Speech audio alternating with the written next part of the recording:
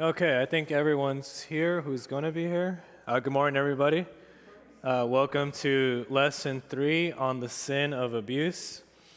Today, we're talking about what does God say to the church? So, what are some scriptural principles that the congregation might use to confront both people who are abusive and people who are experiencing abuse within the congregation?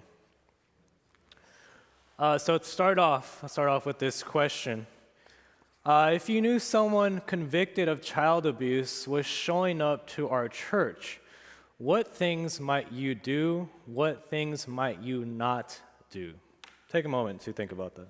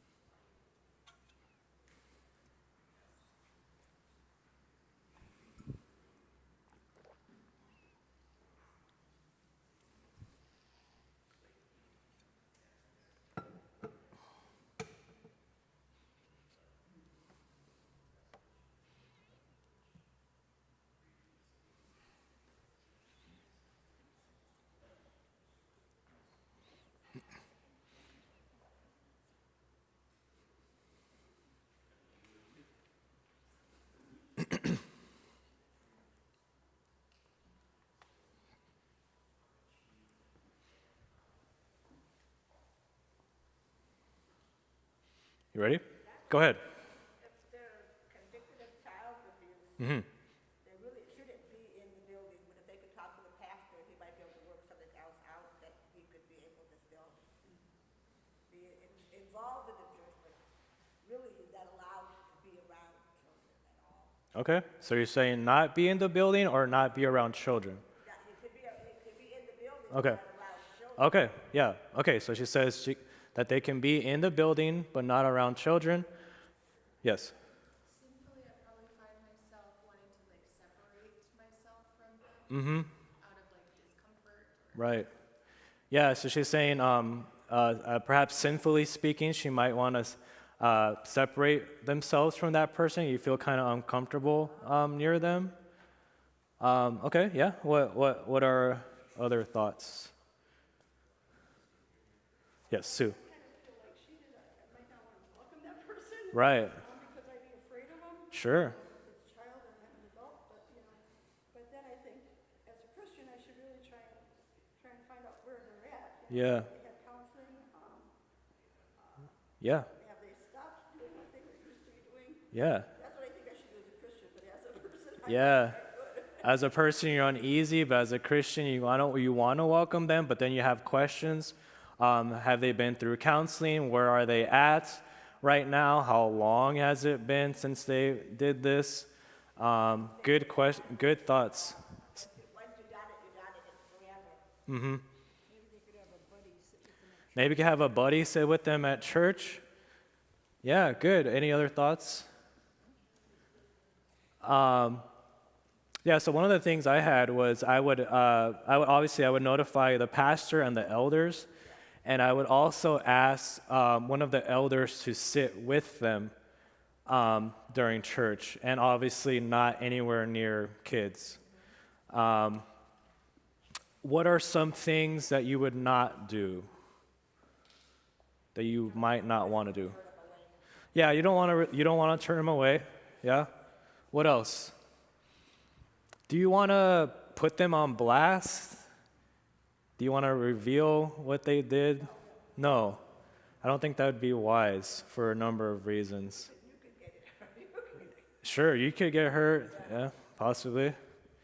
Yeah, but we just don't really want to make it seem like they are the worst sinner out of everyone in church, right? Even though maybe sinfully speaking, logically, we want to put ourselves above that person, think we're not as sinful as them. But it would be unwise to put them on blast in that manner. But like I said, it is appropriate to tell the pastor and the elders. Okay, good. We'll talk more about this later. So, for right now, does everyone have a Bible? So please look up Acts chapter 9, verses 26 through 28. Once you do that, think through this story through the lens of abuse. Name 3 to 4 details of this text that get your attention. So come up with 3 to 4 details that get your attention.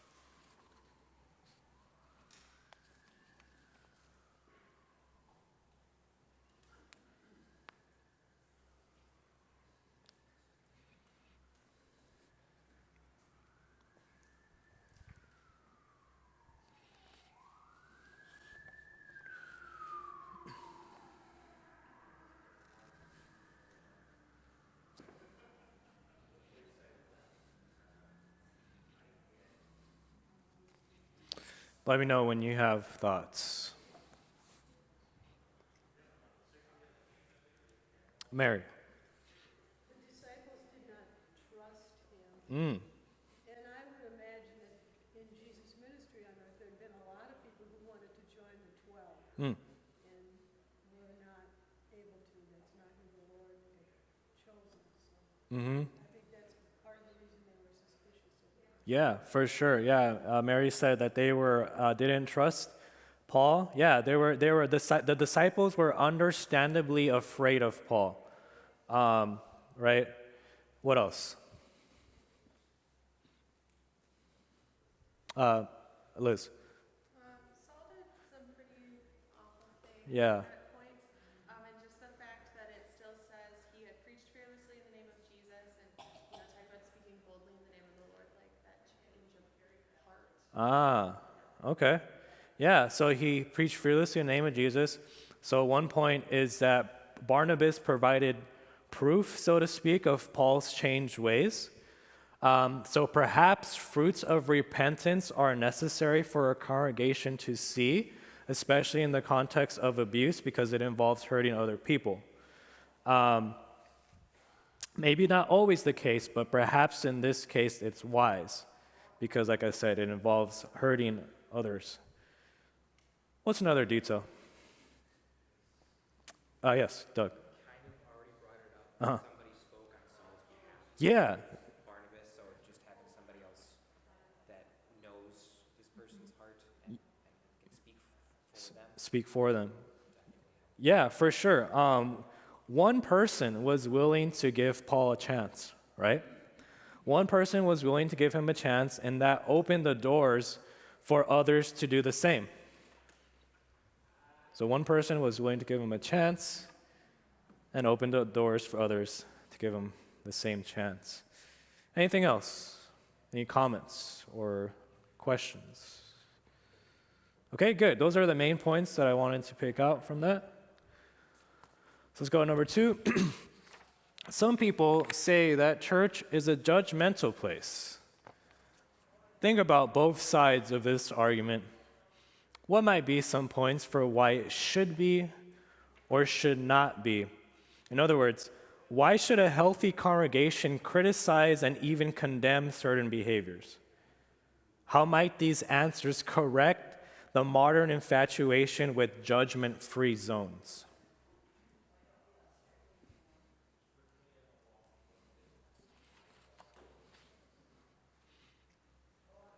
Dean, you have thought already? Ultimately, it parallels what the church is supposed to preach. When you're going to the seminary and you take the class for preaching a sermon, there's supposed to be 2 elements in every sermon: law and gospel. Because the law shows us our sin and shows us that we've done something wrong, and therefore we need the gospel. Paralleling it with this, judgment is part of that's the law. Right. It needs to be proclaimed that there's something that's definitely wrong here.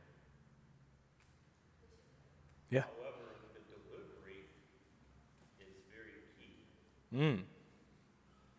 We're supposed to do this in love. Ah. And so, are we going to beat them into submission? Or are we going to beat them into realization and love Yeah. that it's wrong? You can be forgiven. Yeah. Yeah, good. Yeah, he says we need both law and gospel, right? And in law, there is judgment within the law. But what's really important is the delivery, right? Are you preaching in love, or are you trying to just beat that person down? Doug. To just kind of add on to that, we're not judgmental in the fact that we recognize that all people are sinful, and that's how we should present ourselves to these people. Because Yeah. I think it comes from they think we think we're better than Okay. Yeah. that's not even remotely true. Yeah. Good. Yeah. It kind of you establish the base that we're all sinful, right? Sometimes people get the perception of, oh, you're saying you're not sinful, but I am, right? And that's not what we're saying at all. So that's a really good point. Did I see it? He almost said the same thing I was Uh-huh. Okay. Good. If you judge, Yeah. and then go, oh, somebody else, well, I can judge you on something too. Yeah. Exactly. Yeah, then when you're gonna be judged. Yeah. Yeah. Dean. Ultimately, it's not about me, Yeah. it's about you. Mm-hmm. And when they come back with the comment of, yeah, you're better than me? No, I'm not. But if I don't bring this up to you, ultimately it comes back on me Yeah. because I love you enough to tell you you're doing something wrong. Yeah. You need forgiveness. Yeah. So how do you respond to the person who says, well, doesn't the Bible say don't judge? How do you respond to that? When someone says, doesn't the Bible say don't judge? Which it does, right? What's the context? How would you respond to that? Yeah, go ahead. Bible also tells you to show people their sins. Matthew, Yeah. how do you address? And again, the overriding is in love. Because if you don't disciple somebody and show them their wrongdoing, again, you're not really treating that person in love. Withholding discipline is withholding love. Withholding discipline is withholding love. Yeah. Yeah. And what else does the Bible say? Whoever does not love does not know God, because God is love. Right? So don't forget that part too. That was exemplified by Jonah and Nineveh. Yeah. Because he was sent to show them God's love. And when he did do it, he was disgruntled at God Yeah. because they repented. Right. Yeah. When I'm not going to see their destruction? Boy, that stinks. Do you have a thought, Doug? I was just going to say the whole context around do not judge is don't look at the speck in their eye without letting take the plank out of yours. That's the Right. like the next verse or a verse or two after. Mm-hmm. That's kind of the whole thing. It's also don't judge like God can judge. Right. Don't judge them to hell. Right. Right. Yeah, good. Take the speck out of your own eye. Take the plank out of your own eye before you take the speck out of someone else's eye. All right? And don't try to judge don't judge the way only the way God can judge, right? Because right now you can't say to somebody, you're going to hell. Right? You can warn them of what they're doing, but you can't say you're going to hell. Because they're still alive and you don't know what's going to happen in the future. They might come to faith later. Would you say if you keep on going the way you are, you probably will end up in hell? Something like that? I would say could. Could is a better way of saying it. That you could end up in hell. Instead of saying probably. Because probably sounds more certain of that. And like I said, people can come to faith later in life. So right now, it's just better to warn them, right? And in that sense, that's judging too, right? But that's a good way of judging, right? Okay, I think that's enough for this one. Number 3. So when welcoming individuals who have abused others in the past, what boundaries, restrictions, etc. might a congregation consider having as it seeks to make its church a safe and healing environment for all to attend? So it goes into a little bit more detail to what our introduction was about. But think about more specific things that a congregation might do.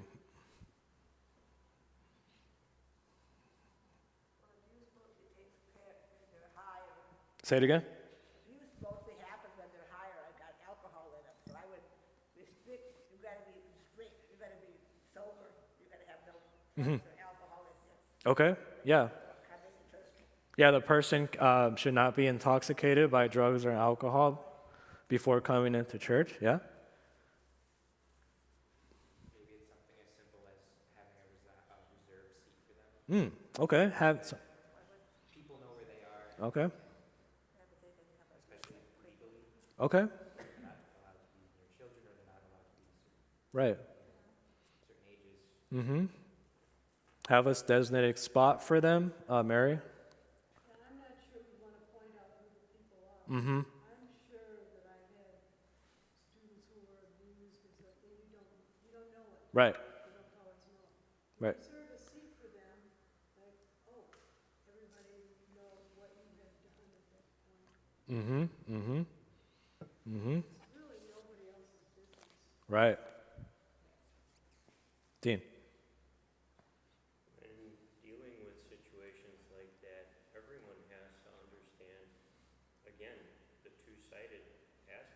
Yeah. what the church teaches. Yeah. They are offered forgiveness Mm-hmm. Mm-hmm. in the same right. Everyone that's in the church Yeah. needs to understand that Mm-hmm. their sin can be forgiven, Right. and insofar as a sin forgiven by Jesus, how far is the guilt Mm-hmm. supposed to be retained? Mm-hmm. It's not. Right. And that's where most people fall down, because they dig that guilt up and throw it right back at the person who's responsible. Mm-hmm. Mm-hmm. Right. And So, when that happens, then it would be the responsibility of the church to teach their congregation mm-hmm. that, wait, this isn't right. Yeah. This isn't treating this God-forgiven person Mm-hmm. in love. Right. You're digging it up and Right. right back at them. Yeah, it's first of all, a preaching of the law on the sin that was committed, but then also teaching the congregation to not ostracize that person, right? So it's kind of both things, right? Anything else? Doug. Just a question on Mhm. that. How do you, if we don't want to tell people what they've done, how do you go about teaching the people not to ostracize them? So yeah, if it was made public, then I would say then you would have to teach the people not to ostracize them.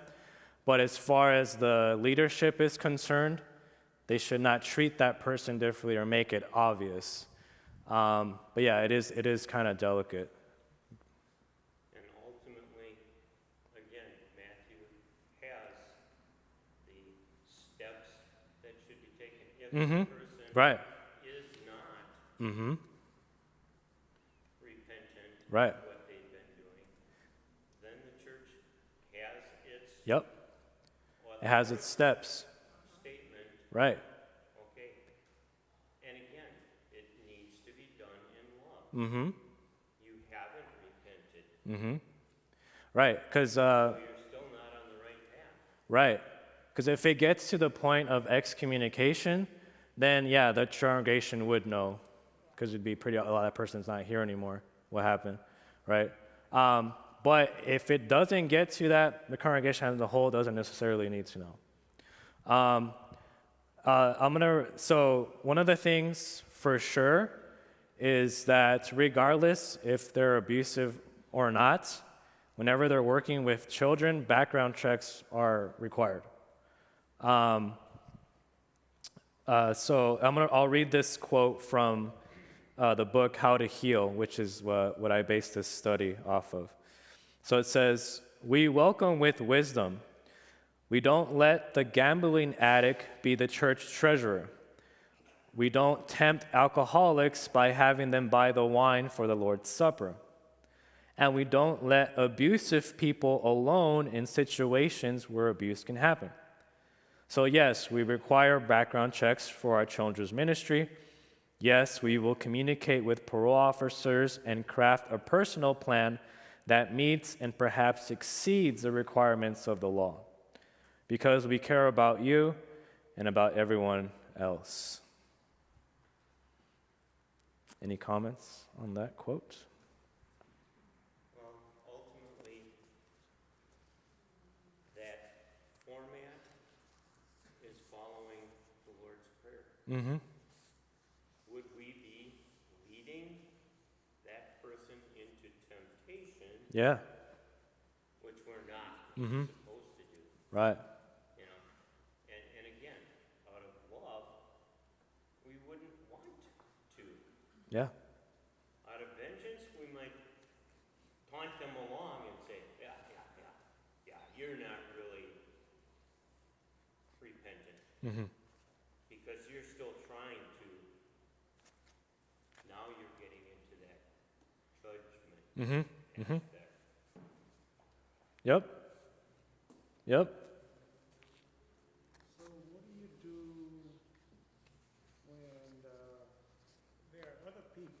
know that this person is doing wrong, and they won't tell him. And this happened to me. And, uh, then I said, well, I want to tell him because I love him. He's my cousin, and I just want to tell him. So, do I go and should I have gone and I don't know. But what I did was I just face to face. I just told him, and the first thing he said, well, what about my girlfriend? What about my friends that I have coffee with every day? I said, they knew. I just told him, I said, they knew. So in fact, he thanked me for telling him. He says, Eddie, he says, you're a true cousin and a true friend. He said, those guys up there every day with me, and they wouldn't tell me. I don't understand why my girlfriend would tell me, or some of his relatives. So Yeah. I just told him, and he thanked me for doing it. Yeah. Yeah, and that was good that you told him, that you confronted him. But if he hadn't listened to you, then I would say you would bring people that he doesn't know with you who would condemn that sin. Right? Not fellow friends or family members, because like you said, a lot of the times fellow friends and family members will feel uneasy about it. So that's why you bring outside people. And then if they don't listen to that, then you would bring the church, whatever it's the elders or whatever like that, the pastor, and then et cetera, et cetera. You go all the way down the line if they keep not listening, right? But yeah, good. Okay, we'll move on to number 4. So evaluate this statement. After a congregation delivers the hard truth of the law to an abuser, it should give that person time and space to consider its words.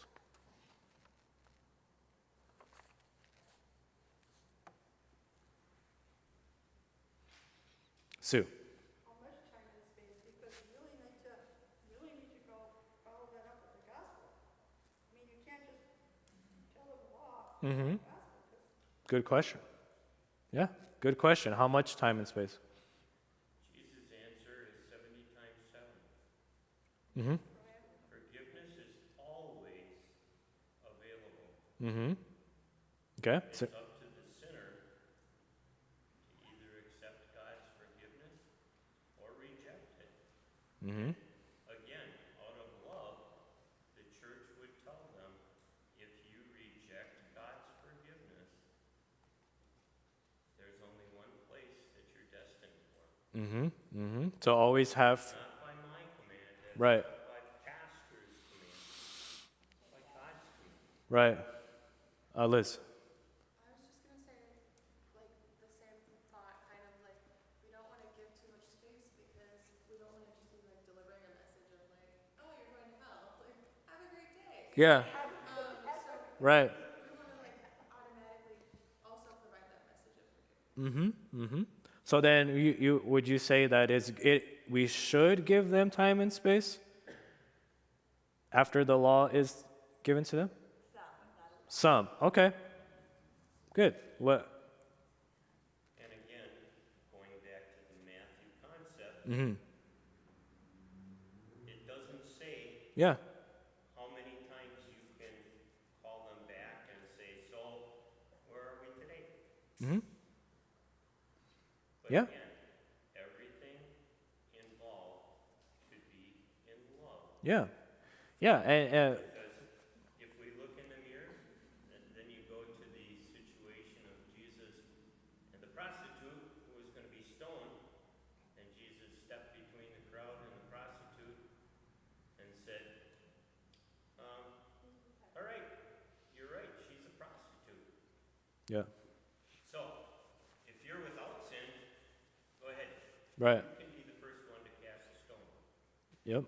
Yeah. So obviously the Bible doesn't tell us how much time or space to give that person, but I think it could be wise to do this. But again, like Liz was saying, you don't want to wait too long because you want to see where they're at, right? Any other thoughts on this? Okay. So now the abusee reveals the abuse. Now what? So we're going to look at several different scriptural principles of how to respond. And these are in no particular order. These are just general principles that we could use, that we might use, not necessarily that we will use in every case. In some cases, you might only employ one of these scriptural principles. Okay? You might employ all of them. You might employ a few of them. But these are just meant to give you things to work with. Okay? So the first thing we'll look at, the first concept is respond to their story. So 1 Thessalonians 5:11 says, "Therefore encourage one another and build each other up, just as in fact you are doing." So it is very, very difficult for an abusee to come forward. So let them know that you see them, that you care about them, that you care about what's happening to them or what has happened in the past. React in a way that shows God's love. God hates it. God hates what has occurred or is occurring and is grieved by it. Comments? Questions?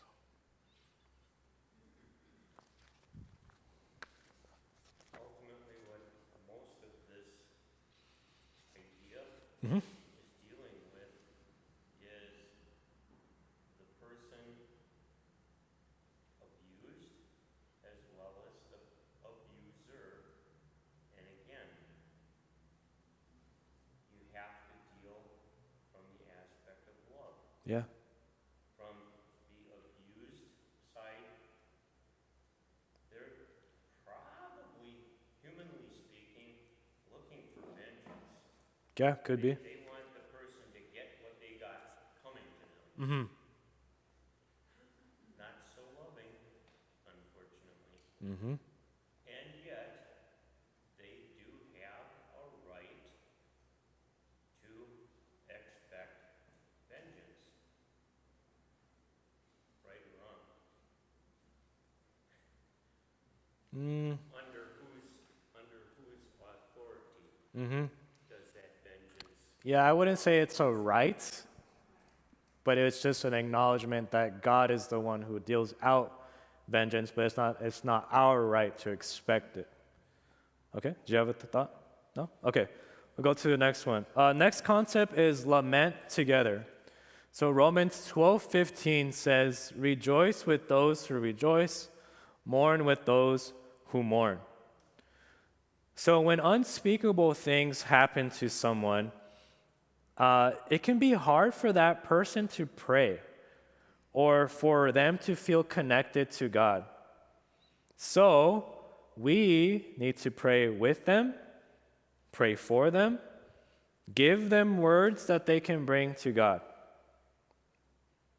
So my question to you is, for what reasons might it be valuable for you to mourn with them? What reasons might it be valuable for you to mourn with them? Good. If they're abused, they're probably feeling very alone. Yeah. So I shouldn't say if, because they came forward and said since they're abused, they're probably feeling very alone.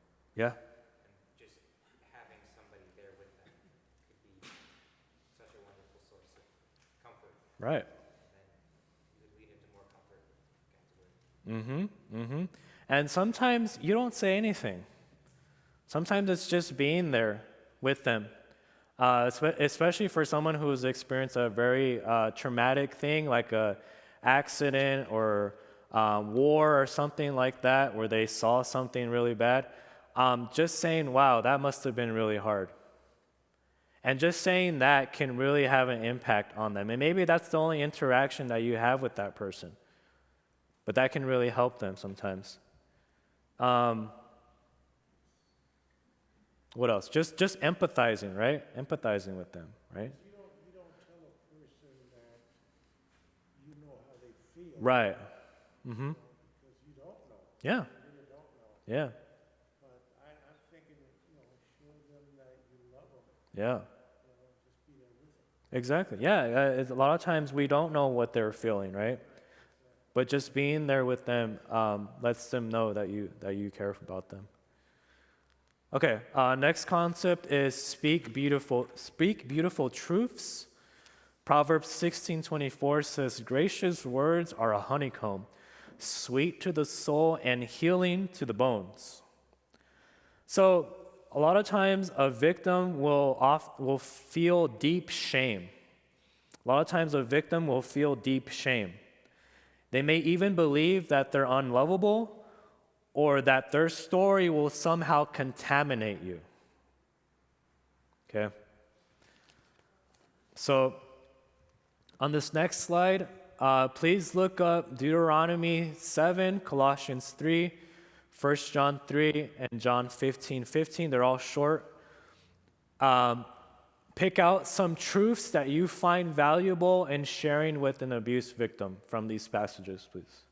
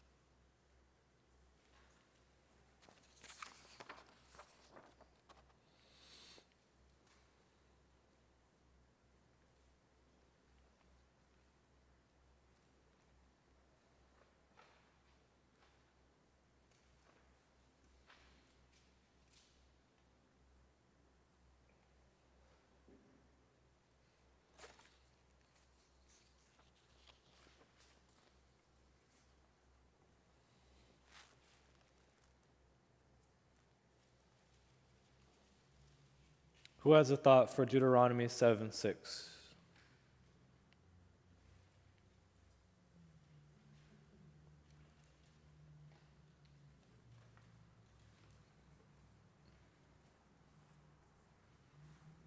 Good. Talks about being chosen by God and his treasured possession.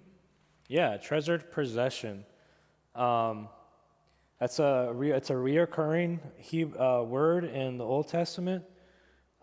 It's sigula, God's treasured possession. He calls us that over and over again. His sigula, his treasured possession in Hebrew.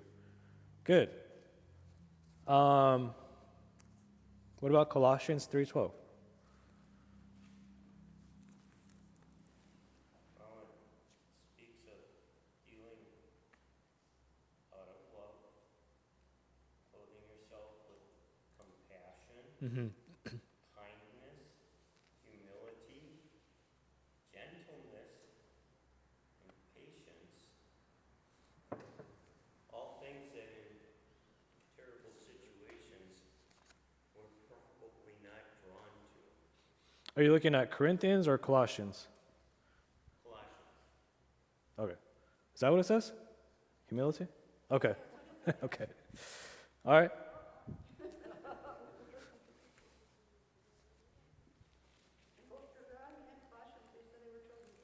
Mm-hmm. Mm-hmm. The other thing I pulled out of Colossians is holy and dearly loved. Okay, yeah, there we go. That's what I was thinking. Yeah, good. Yeah, beloved by Christ, right? What it drew me to Yeah. is Jesus' parable of the publican and the sinner, where the publican stood up front and ultimately praised himself, whereas the sinner couldn't even bring himself to the front or to stand because he felt so remorseful. Mm-hmm. Jesus answered to his disciples about where were those two when they left. Yep. The sinner was granted forgiveness. Yeah. Pharisee was not, Right. because he didn't see he'd done anything wrong. Yep. What about 1 John 3:1? We're called children of God. Yeah. Yeah, good. Yeah, children of God, God's child. And lastly, John 15:15. Jesus' friend, right? Yeah, so these are all things that you could share with an abuse victim. Let's go to the next concept. So relationship and responsibility. Romans 16:2. I ask you to receive her in the Lord in a way worthy of his people, and to give her any help she may need from you, for she has been the benefactor of many people, including me. Yeah, so what is our role, right? And what is the role of the congregation in these matters? In short, victims in our congregation are going to need help. They're going to need helpers. Some professional, some not. Help them get spiritual, emotional, practical support. How can your congregation, how can our congregation best serve victims now and in the future? What plans of action are already in place? Do you know who to go to? Etc. Next concept, be considerate. Proverbs 14:8. The wisdom of the prudent is to give thought to their ways, but the folly of fools is deception. So, what will it be like for a victim if you know the details of their situation? And if you think it's wise to tell somebody else about them, make sure to get that victim's permission first, okay? And be clear about who you're going to tell and exactly what you're going to tell them. And then whoever you do tell, make sure that person connects with the victim, that they let them know that they know, okay? Even if it's just through a note, they need to know. Especially when it's church authority, pastors, elders, whatever. So victims will feel dejected if they only get silence from church leadership. If they know that you told church leadership, but church leadership doesn't say anything, that's really bad. That they're going to feel dejected, right? So the church leadership needs to let them know, hey, we know what's going on. Be aware that some victims might feel awkward taking the Lord's Supper or attending certain church events, okay? So if that's the case, think ahead. They might need private communion. They might need private devotion, things like that. In the case of female victims, if they were abused by a male, it is important for them to hear from a man in a position of authority that what was done to them was wrong. Okay? Also, certain victims will wrestle with certain passages of Scripture. It's going to be hard for them to read certain things or to hear certain things. So, in order to begin the recovery process, the victim is going to need solid, sound teachers to teach them and correct what was twisted. They're going to need sound and solid teachers to help them correct what was twisted.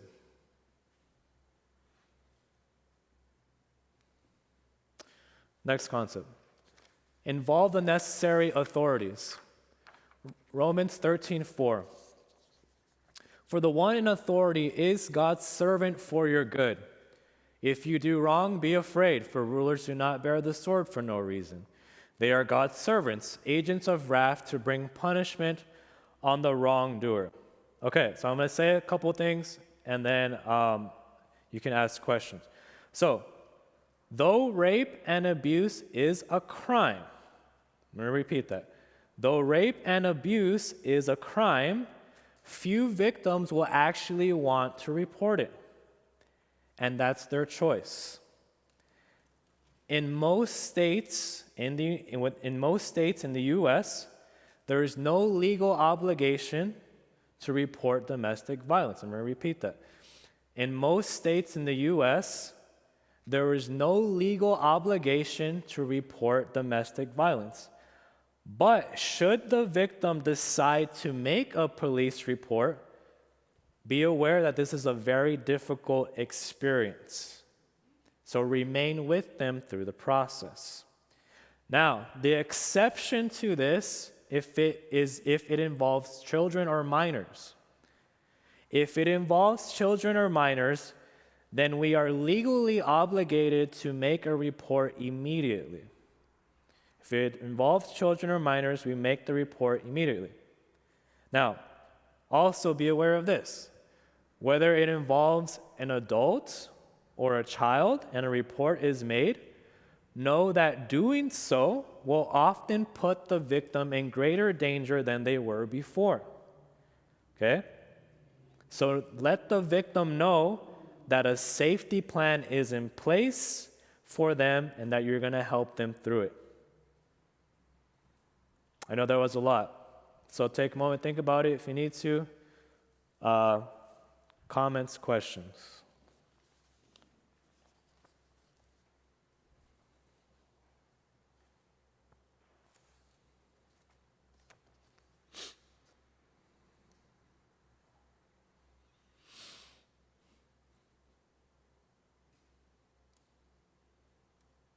Okay, then we'll go to the next concept.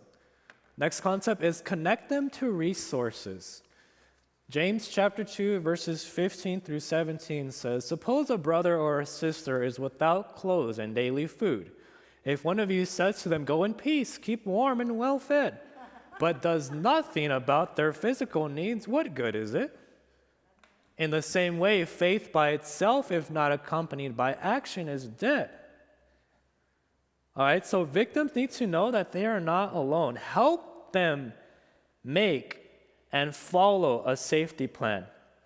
Connect them with pastors, counselors, medical care, legal support, trained advocate, support groups, and trusted friends as best as you are able.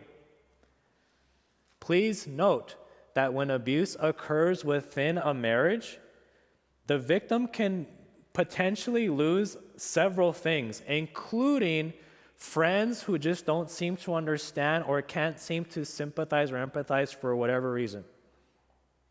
If marital separation does occur, be aware that the abusee might lose income, they might lose their house, or they might lose time with their children. In summary, the victim will need help navigating all the implications of sharing their story with you. So there's a lot that goes with it. It's not just they just tell you once and that's it. No, now you're kind of in their story and you're involved. Thoughts?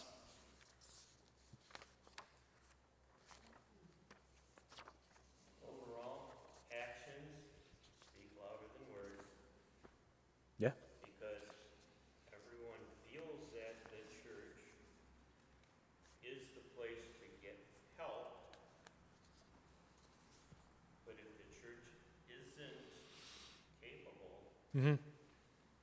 they need to look for the resources, not just say, well, Yeah. I'd like to help you, but Right. Yep. And the church isn't going to have all the help they need, but they're going to provide some help, right? And they're going to help them get other kind of help. But yeah, good. Let's go to this next one. So the discussion question. Why don't more abused people just run away from their abusers? List 4 to 5 logical reasons why the victim might not do said action. We'll take a moment, try to come up with 4 to 5 reasons why the victim might not just run away. Run away to where?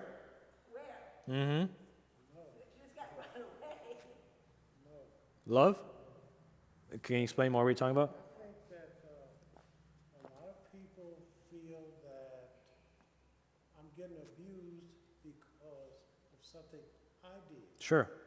You know, so maybe they won't go away because they feel that they're loved or they love. Mm-hmm. Yeah, okay, yeah, good. So one of the points I had that you're talking about is they don't think it's that bad. They don't think it's that bad. Maybe they think that they deserve whatever is happening. I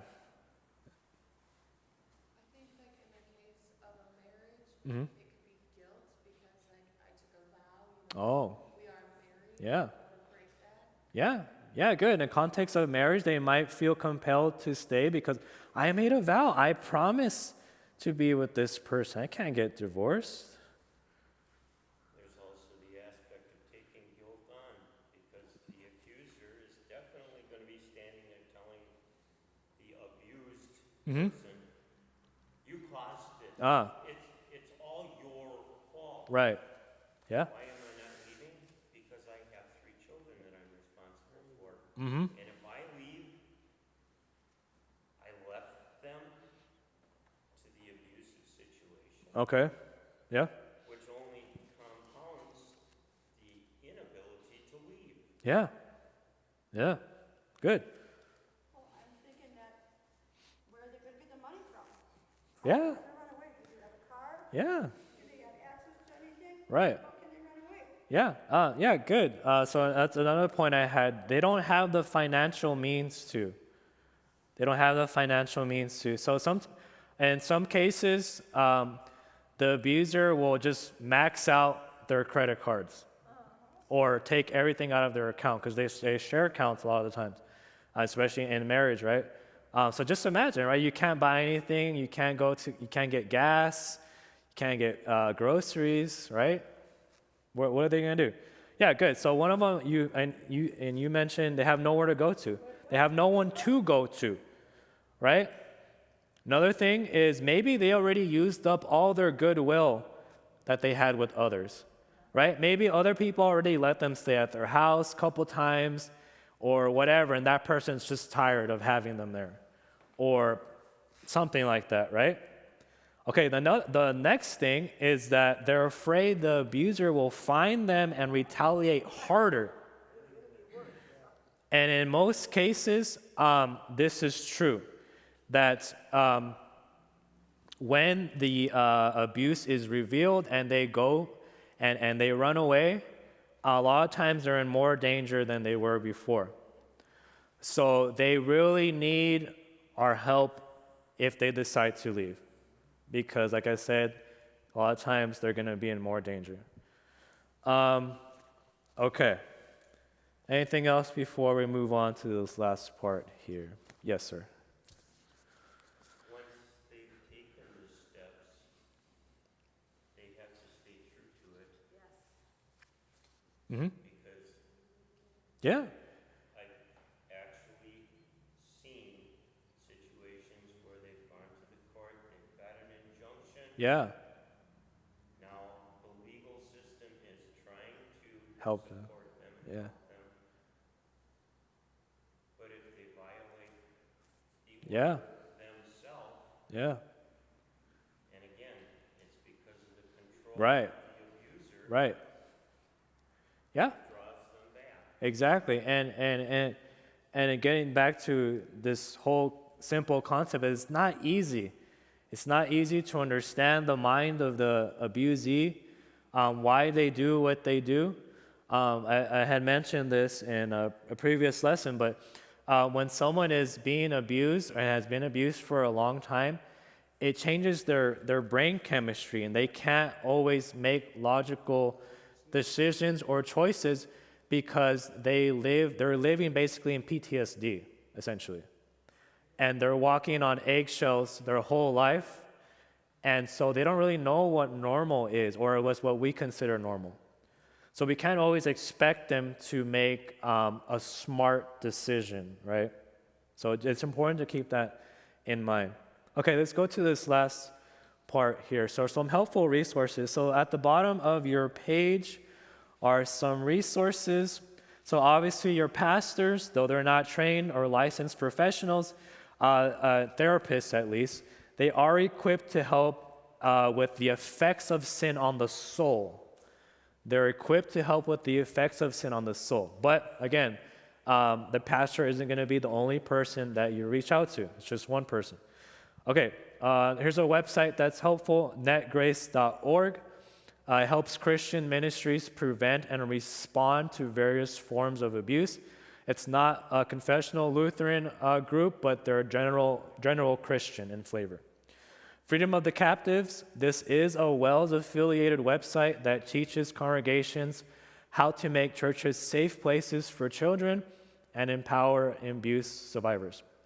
Then we have the Milwaukee Commission on Domestic Violence and Sexual Assault. They provide multidisciplinary agencies to help abuse victims. April is Child Abuse Awareness Month. Some estimate that 1 in 3 girls and 1 in 4 boys will be sexually abused before they turn 18. So those who have been impacted will not only struggle emotionally but spiritually. So WELS Congregational Services just put out a sermon and short Bible study on this topic on freedomofthecaptives.com.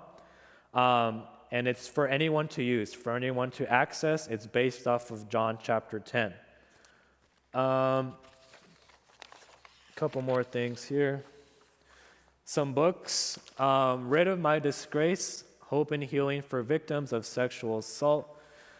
This book focuses on sexual abuse and guides the reader to a cleansing work of Jesus. Again, this is not a Lutheran book, but it's Christian. On the Threshold of Hope, opening the door to healing for survivors of sexual abuse. This is written for men and women who have been traumatized by sexual abuse from a Christian perspective. And now I'm going to hand you a couple of sheets with even more resources.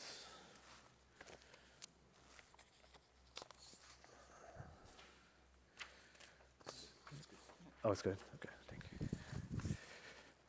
So what I'm handing you right now is an advocate tool. This was made by Kingdom Workers, and it's a checklist to help you in addressing someone that is an abusee or to help someone who is helping an abusee. Because a lot of times, someone who is helping an abusee will be under a lot of stress themselves.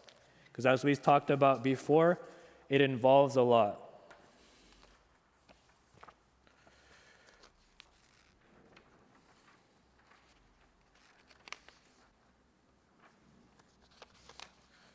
Okay. And the next one, again, these are put out by Kingdom Workers. Kingdom Workers has, from my understanding, a relatively new ministry all about helping people that have been abused. So these are quite a bit of resource, just one, quite a bit of resources. There's websites, books, agencies, all to help with this issue.